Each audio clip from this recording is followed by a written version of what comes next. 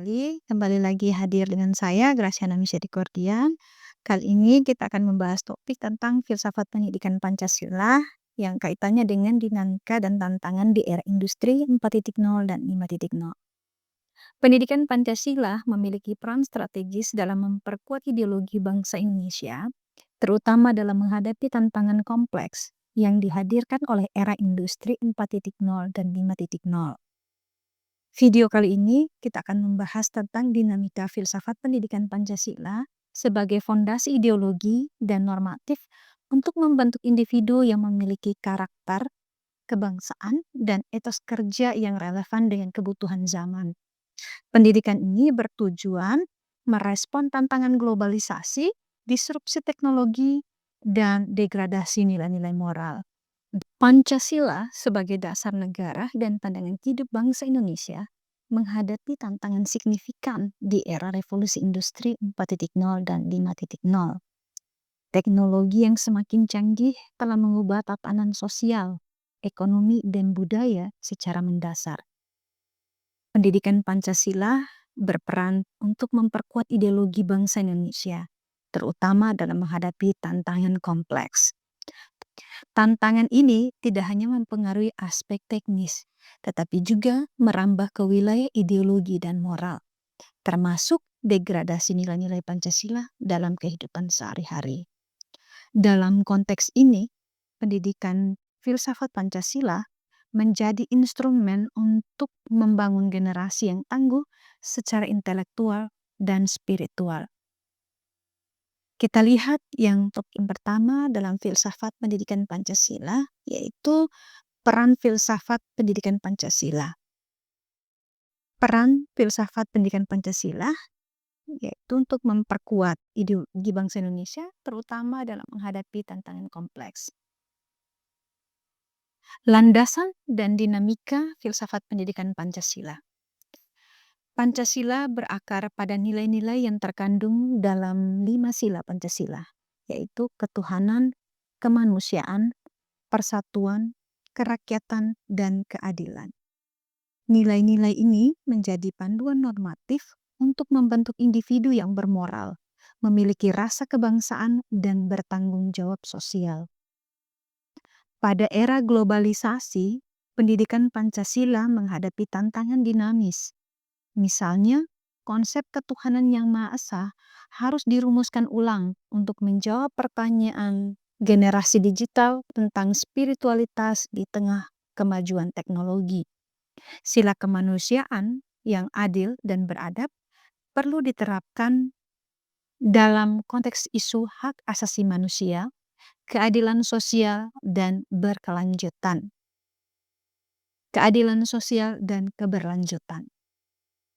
Persatuan Indonesia harus diperkuat melalui pendekatan inklusif yang menghargai keberagaman, sementara sila kerakyatan dan keadilan sosial harus diterjemahkan dalam kebijakan pendidikan yang merata dan adil. Berikutnya kita melihat tantangan revolusi industri 4.0. Tantangan revolusi industri 4.0 ditandai oleh otomatisasi, big data, kecerdasan buatan, dan Internet of Thinking. Sedangkan di revolusi industri 5.0 berkaitan dengan keseimbangan antara teknologi dan nilai-nilai kemanusiaan, termasuk etika, keberlanjutan, dan human centricity. Kita lihat tantangan utama dalam pendidikan Pancasila. Yang pertama adalah disrupsi nilai moral. Kemajuan teknologi seringkali disertai dengan pengikisan nilai-nilai moral dan etika yang dapat mengurangi pemahaman masyarakat terhadap Pancasila. Yang kedua adalah polarisasi sosial. Penyebaran informasi yang tidak terkendali melalui media digital memicu polarisasi dan konflik sosial. Yang ketiga adalah kesenjangan digital. Tidak semua masyarakat memiliki akses yang sama terhadap teknologi yang dapat memperlebar kesenjangan sosial dan pendidikan. Strategi penguatan ideologi Pancasila. Untuk menjawab tantangan tersebut, beberapa strategi bisa diimplementasikan. Yang pertama adalah Integrasi teknologi dalam pendidikan Pancasila. Yang dapat kita lakukan adalah penggunaan media digital dan platform pembelajaran daring untuk menyampaikan nilai-nilai Pancasila secara inovatif dan menarik. Yang kedua adalah pendidikan karakter berbasis Pancasila. Hal ini dilakukan dengan cara kita dapat mengintegrasikan pendidikan karakter dalam kurikulum formal dan informal untuk membentuk sikap dan perilaku sesuai dengan nilai Pancasila. Yang ketiga adalah kolaborasi multi-stakeholder.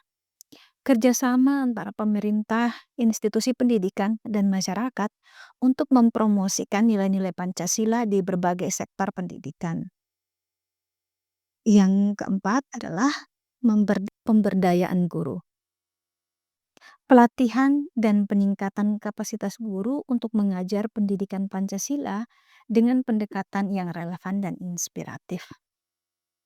Yang terakhir adalah pengembangan model kontekstual.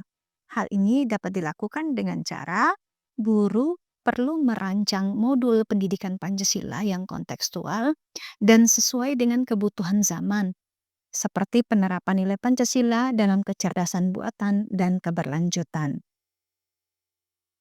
Filsafat pendidikan Pancasila memiliki peran penting dalam membentuk generasi Indonesia yang berkarakter dan mampu menghadapi tantangan era revolusi industri 4.0 dan 5.0. Dengan pendekatan yang kontekstual dan inovatif, pendidikan Pancasila dapat menjadi landasan yang kokoh untuk memperkuat ideologi bangsa dan memajukan masyarakat. Oleh karena itu, diperlukan komitmen bersama dan seluruh pihak untuk menjadikan Pancasila sebagai pedoman dalam hidup dan setiap aspek kehidupan termasuk dalam dunia pendidikan. Dari penjelasan di atas bisa kita simpulkan bahwa Pancasila berperan memperkuat ideologi bangsa Indonesia, terutama dalam menghadapi tantangan kompleks yang dihadirkan saat ini. Sebagai fondasi ideologi dan normatif, Pancasila diharapkan dapat membentuk individu yang memiliki karakter kebangsaan dan etos kerja yang relevan dengan kebutuhan zaman. Sebagai penutup dari video ini, saya ingin mengutip satu kata bijak dari George Benasau yang artinya adalah hidup bukan tentang menemukan dirimu sendiri. Hidup adalah tentang menciptakan dirimu sendiri. Saya Graciana Misericordia, sampai ketemu lagi di presentasi selanjutnya dan terima kasih.